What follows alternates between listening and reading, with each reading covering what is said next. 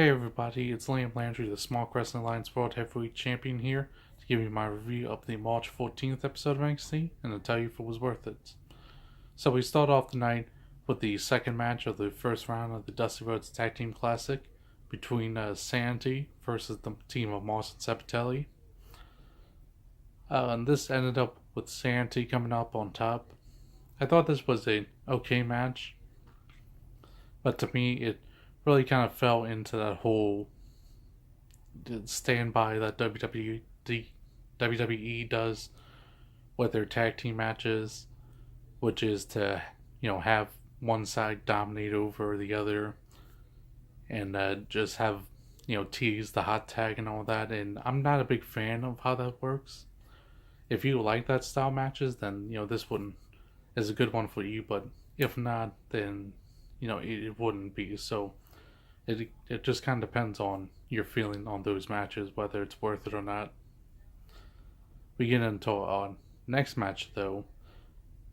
It was the women's match between Dakota Kai versus Lacey Evans, and it wasn't much of a match. Dakota Kai ended up wrapping up Lacey Evans with a schoolgirl roll up and getting the win very early on. But what happened after it was the real, big part of this whole segment, which is Shayna coming out and intimidating Dakota Kai in a way to try to lure Amber Moon out, and it does work. Amber comes out, and they start going back and forth, fighting each other. Points where Amber's getting the upper hand, other points where Shayna is.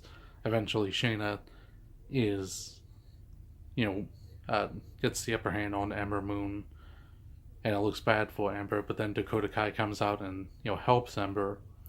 Overall, this was a really good segment and definitely worth it. So, and then just teasing more the idea of their eventual match, and they do clarify here.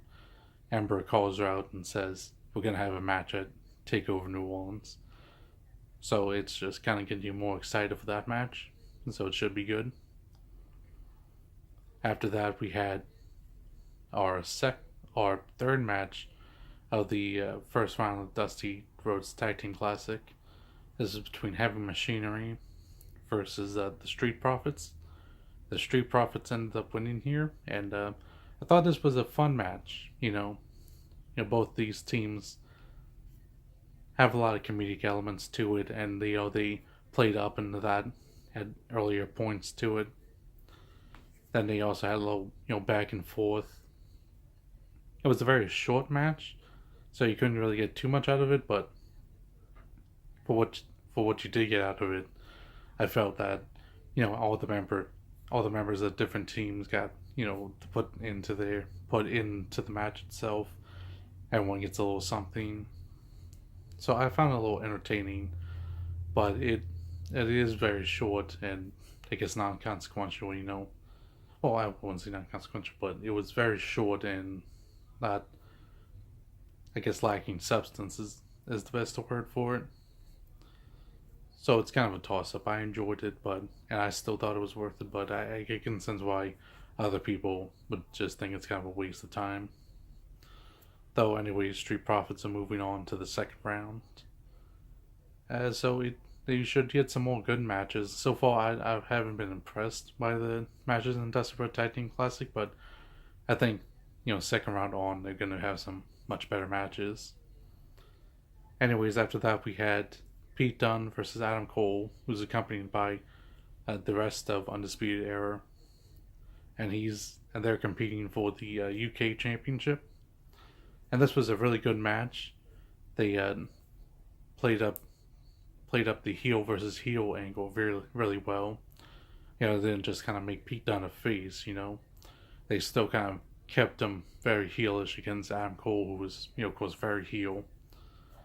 They did good work with the storytelling of the rest of the Undisputed Era, kind of getting involved in the match.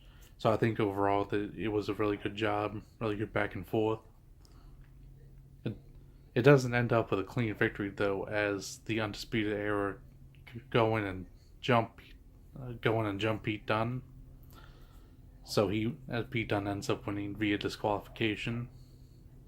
So there's that. But then afterwards, Roderick Strong comes in and saves Pete Dunne from the Undisputed Era. Of course, he had his backstory with Undisputed Era, and he, of course, already had his match against Pete Dunne and has a lot of respect for Pete Dunne. So it makes sense for him to come out here and help him out. And it looks like maybe they're, teasing that they're going to be part of a team up in the future to take on Undisputed Era. So we'll see where that goes. Then finally, we get to our last segment of the night. This was the contract signing between Adrian Almas and Aleister Black for their takeover match for the championship. But the thing is, Aleister Black came down, but Adrian Almas didn't. Only Zelina Vega did instead. So they had their back and forth, Aleister getting some insults at Zelina slapping Aleister in the face. Aleister goes, signs the contract, and as he's leaving, he was saying, I'm glad that you came alone because I didn't. And then Candice, which is Johnny Gargano's wife, she came out and attacked Zelina, getting her back for, making Johnny Gargano lose his job and all. So this was, whole segment and everything. I kind of feel that it doesn't do Aleister Black a lot of justice by inserting all this stuff with Johnny Gargano in.